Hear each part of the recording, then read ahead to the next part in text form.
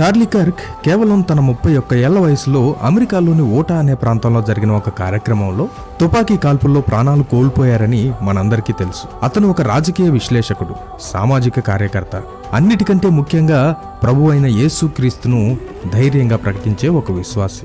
విషాదం ఏంటంటే ఆయనకు భార్య, 2 చిన్నపిల్లలున్నారు. ఇలాంటివి జరిగినప్పుడు మనసుకు చాలా బాధగా ఉంటుంది. ఇలాంటి అర్థం లేని చావును చూసినప్పుడు దేవా ఎందుకు ఇలా జరిగింది అని మనలో చాలా మందికి ప్రశ్నలు వస్తాయి. చార్లీ కర్క్ తన చావుకు కొన్ని రోజుల ముందు పెట్టిన పోస్ట్ ఇదే: Jesus defeated death so you can live.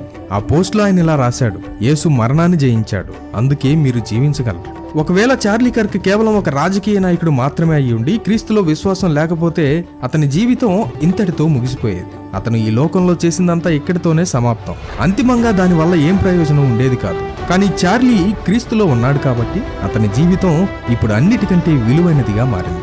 ఎందుకో తెలుసా? యోహాను సువార్త 11వ అధ్యాయం 25వ వచనం: నేనే పునరుద్ధానమును జీవమును, నా యందు విశ్వాసముంచువాడు చనిపోయినను బ్రతుకును. ఇదే మనకున్న నిరీక్షణ. ఈ భూమి మీద మన జీవితం ముగిసిపోతే అంతా అయిపోయినట్టు కాదు. మనకు దీని తర్వాత ఒక శాశ్వతమైన జీవితం ఉంది. మనకు ఒక అర్థం ఉంది. క్రీస్తు కోసం మనం ఈ లోకంలో చేసే ప్రతి పనికి అంతిమమైన విలువ ఉంది. చార్లీ కర్క్ పెట్టిన ఆ పోస్ట్ యేసు మరణాన్ని జయించాడు, అందుకే మీరు జీవించగలరు. ఈ ఒక్క మాట ఏ ఇతర మాటల కంటే బిగ్గరగా, అర్థవంతంగా ఈ సమయంలో మనతో మాట్లాడుతుంది. ఇది ప్రతి ఒక్కరూ పట్టించుకోవాల్సిన సత్యం. మనకు అంతిమమైన నిరీక్షణను, ఓదార్పును ఇచ్చే సత్యం.